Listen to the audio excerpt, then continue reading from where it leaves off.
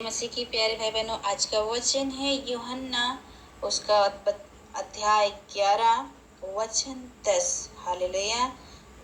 वचन 17। तो वचन को ध्यान से सुनिएगा। यीशु पुनरुत्थान और जीवन। वहां पहुंचने पर यीशु को यह मालूम हुआ कि लाजर को कब्र में रखे 4 दिन हो चुके हैं। बैतनिय्याह यरूशलेम के समीप कोई 2 मील की दूरी पर था, पर बहुत से यहूदी परमेश्वर इस वचन के द्वारा आप सबको आशीष दे और बहुतायत से आशीष दे। आगे क्या लिखा है? बहुत से यहूदी मार्था और मरियम के पास उनके भाई की मृत्यु पर शांति देने के लिए आए थे। जब मार्था ने यीशु के आने का समाचार सुना तो उससे भेंट करने को गई, परंतु मरियम घर में बैठी रही। मार्था ने यीशु से कहा, हे प्रभु, यदि तू यहाँ होता तो मेरा भाई कदापि न मरता। और अब भी मैं जानती हूँ कि जो कुछ तू परमेश्वर से मांगेगा परमेश्वर तुझे देगा। यीशु ने उससे कहा, तेरा भाई फिर जी उठेगा। मार्था ने उससे कहा, मैं जानती हूँ कि अंतिम दिन में पुनरुत्थान के समय वह जी उठेगा। यीशु ने उससे कहा, पुनरुत्थान और जीवन में ही हूँ। जो कोई मुझ पर विश्वास करता है वह यदि मर भी जाए तो भी जिएगा, और जो कोई जीवित है और मुझ पर विश्वास करता है वह अनंत काल तक ना मरेगा। आमीन। क्या तू इस बात पर विश्वास करती है? उसने उससे कहा, हाँ प्रभु, हाँ हे प्रभु, मैं विश्वास करती हूँ कि परमेश्वर का पुत्र मसीह जो जगत में आने वाला था वह तू ही है। हालेलुया। आगे लिखा, यीशु रोया। 28 में यह कहकर वह चली गई और अपनी बहन मरियम को बुलाकर चुपके से कहा, गुरु यही है और तुझे बुलाता है। यह सुनते ही वह तुरंत उठकर उसके पास आई। यीशु अभी गांव में ही नहीं पहुंचा था, परंतु उसी स्थान में था जहां मार्था ने उससे भेंट की थी। तब जो यहूदी उसके साथ घर में थे और उसे शांति दे रहे थे, यह देखकर कि मरियम तुरंत उठ के बाहर गई है, यह समझे कि वह कब्र पर रोने को जाती है, तो उसके पीछे हो लिए।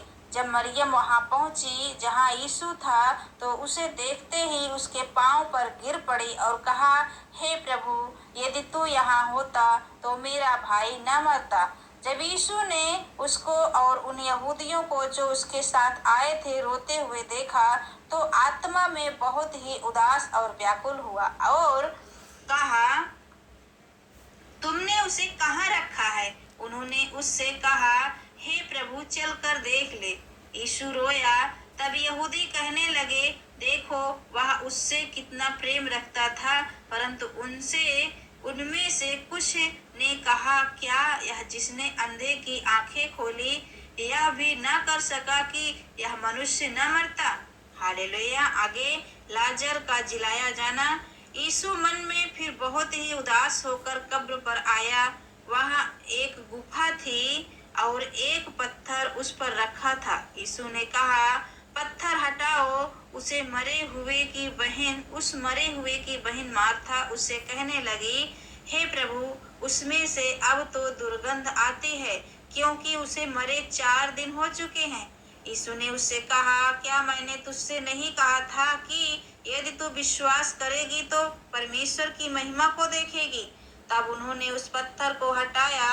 यीशु ने आंखें उठाकर कहा, हे पिता, मैं तेरा धन्यवाद करता हूँ कि तूने मेरी सुन ली है।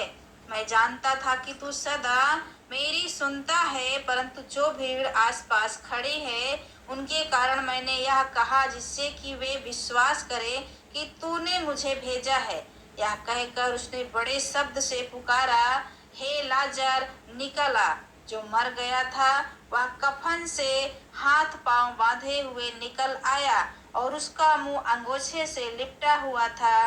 यीशु ने उनसे कहा, उसे खोल दो और जाने दो। हालेलुया।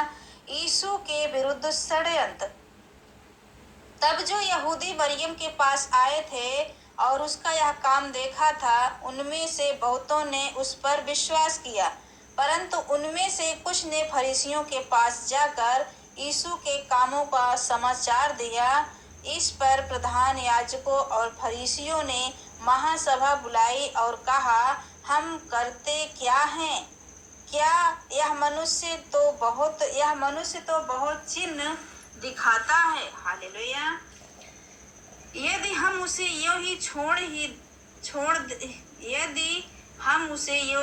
छोड़ दे तो सब उस पर विश्वास ले आएंगे और रोमी आकर हमारी जगह और जाति दोनों पर अधिकार कर लेंगे।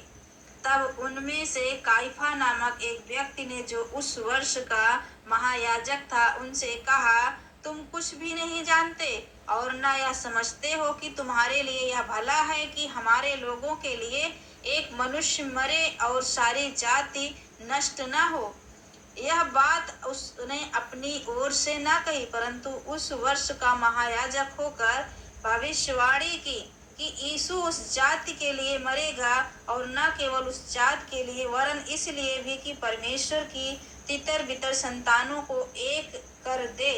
अतः उसी दिन से वे उसे मार डालने का षड्यंत्र रचने लगे। हालेलुया। वो मतलब महायाजक जो था भविष्यवाणी कर चुका था यीशु का, जो मारने के लिए लोग षड्यंत्र रच रहे थे। इसलिए यीशु उस समय से यहूदियों में प्रकट होकर ना फिरा, परंतु वहां से जंगल के निकटवर्ती प्रदेश के नामक एक नगर को चला गया और अपने चेलों के साथ वहां रहने लगा। यहूदियों का फसह पर्व निकट था और बहुत से लोग फसह से पहले देहात से यरूशलेम को गए कि अपने आप को शुद्ध करें। अतः वे यीशु को ढूंढने लगे और मंदिर में खड़े होकर आपस में कहने लगे, तुम क्या सोचते हो?